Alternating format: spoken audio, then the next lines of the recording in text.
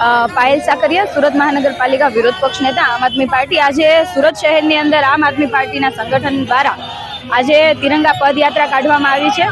કારણ કે આપણને ખબર છે કે હાલમાં જે પ્રમાણે દેશની સ્થિતિ છે, દેશમાં જે પરિસ્થિતિ ચાલી રહી છે, અને સાથે સાથે આપણી ભારતીય જે સેના પાકિસ્તાન ઉપર જે પાકિસ્તાનને જડબાતોડ જવાબ આપી રહી છે, ત્યારે આખા દેશની જનતા આર્મીની સાથે છે, ભારતીય સેનાની સાથે છે, અને એકજૂટ થઈને એમનો સામનો કરવા માટે અત્યારે આપણે સૌ એકજૂટ છીએ અને સાથે છીએ।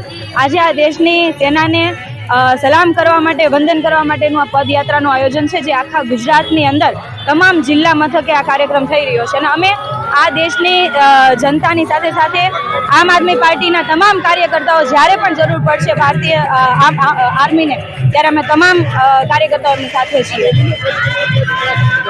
અત્યારે સાગર કોમ્યુનિટી હોલથી અશોક વાટિકા થઈને, અમી પાર્ક થઈને કારગિલ ચોક પૂર્ણાહુતિ થશે।